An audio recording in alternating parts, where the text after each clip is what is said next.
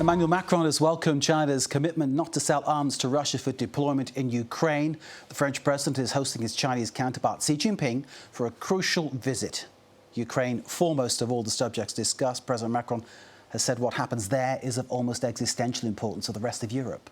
But there are other key subjects the visit will address, such as the trade imbalance and the tech gap between China and Europe. President Xi praised the long-standing French-Chinese relationship. The visit marks 60 years since ties were normalised under Charles de Gaulle and Mao Zedong.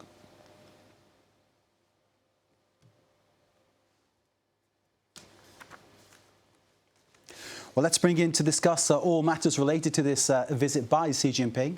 Our special guest, he's Philippe Le Corre, Senior Fellow at the Centre for China Analysis at the Asia Society Policy Institute. Philippe, thank you very much for being with us here in France 24. We appreciate your time. How important, give us a sense, how important do you think this visit is from Xi Jinping? Well, it's important, first of all, because the Chinese leader has not traveled to Europe for 5 years, and he has not met many Western leaders for many years. As you know, China went through 3 years of COVID-19. There's a war in Ukraine going on, and the Chinese regime has become more assertive and more isolated in many ways. So this visit is important. It's a return visit from President Macron's trip last year. It's the 60th anniversary of the diplomatic relations, as you pointed out. And finally, there's still a war going on in Ukraine, and the European leadership is very much trying to get China to agree to talk to Vladimir Putin, to at least and to not encourage it at the very least. Indeed. You mentioned Xi Jinping hasn't been to Europe for 5 years, but of course he was with Olaf Scholz last month, who visited. Macron now, this evening, at a state dinner taking place in Paris, which is bound to be a sumptuous event. Then, of course, his next appointment will be with Putin in around about a month's time. So it's very clear that Xi Jinping is very much a major player on the world stage. There was never any doubt about that at all. What I'm wondering is, when he says there's a commitment not to sell arms to Putin for use in Ukraine, should we believe him? Well, what is clear is that Xi Jinping is not going to change his policy vis-à-vis Russia. It is too important for his own redefinition of the international order, so that he keeps a close relationship with Russia. And as you said, he will be welcoming the Russian leader at the end of May in Beijing. Whether he will attend, whether China will take part in the Swiss meeting on Ukraine that is rumored to be taking place in June is still an open question. What I have noticed, though, is the fact, both Macron and Xi agreed that there should be an Olympic truce, whether it means no more fighting for a few weeks in the summer during the Olympic Games that will be taking place in Paris, or whether this is more of a long-term scenario is not very clear.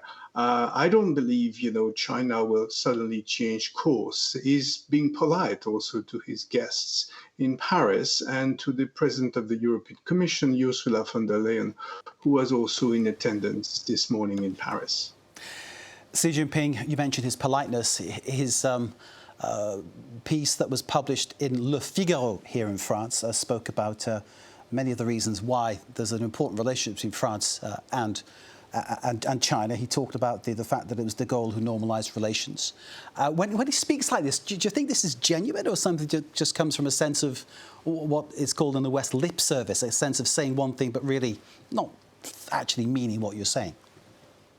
Well, the Chinese leader is sending a message to his people, saying that, China has France. China is being respected by important countries such as France, Germany. I mean, not many more, really. And he has not mentioned the United States. But as you know, the Chinese leadership has praised the concept of European strategic autonomy, which President Macron has advocated many times, including recently in an interview with The Economist.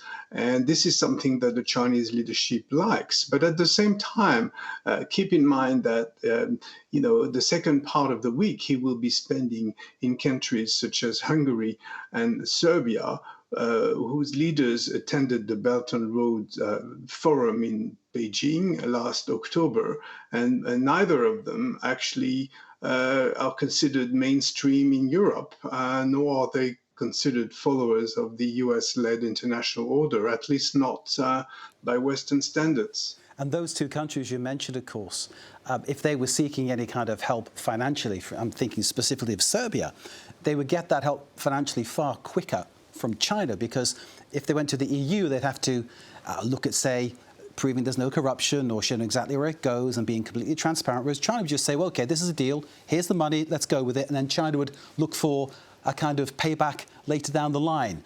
China really finding footholds in Europe in various places. Is this something Europe needs to fear? Is this part of what Emmanuel Macron was talking about, the threat that China poses to Europe?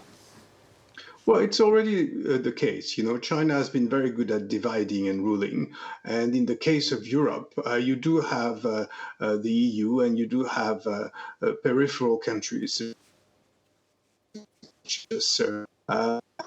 By the way, also the 25th anniversary of the Belgrade bombing of the Chinese embassy by NATO planes. So, President Xi will be there that very week. All this is sending signals that there are two Europes. There's the Western Europe, represented by France, and the Europe with like-minded countries with whom China can do business with and can invest, can send Chinese citizens, and can possibly discuss international issues as well.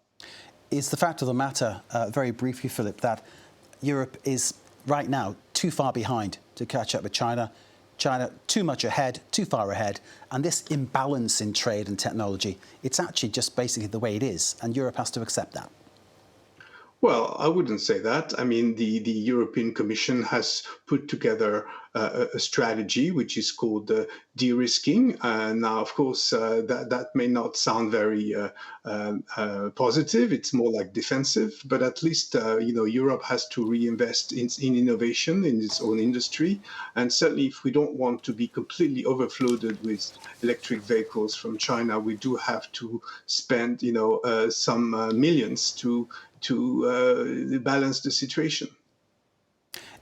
But is it right to say China is in such a strong position, though? You mentioned electric vehicles, sort of leading in the way in some ways, coming from almost from a zero start to being one of the leading suppliers of electric vehicles. That kind of efficiency is something Europe surely, in its disjointed approach, can't compete with. Right. Well, that's exactly why we should be demanding reciprocity and access to the China market. And one point that President Macron has been making is let's have some Chinese investments possibly in Europe, and let's not make it easy for the Chinese exports to be coming to Europe. It has to be two ways, and it has to be also made in terms of investments. Indeed, I'm thinking of his phrase, we're not just innocent free traders. Philippe Le Corre, thank you, sir, for your analysis. We appreciate your time. Philippe Le Corre, Senior Fellow at the Centre for China Analysis at the Asia Society Policy Institute, joining us live from Paris. Philippe, thanks for being with us, sir. That's our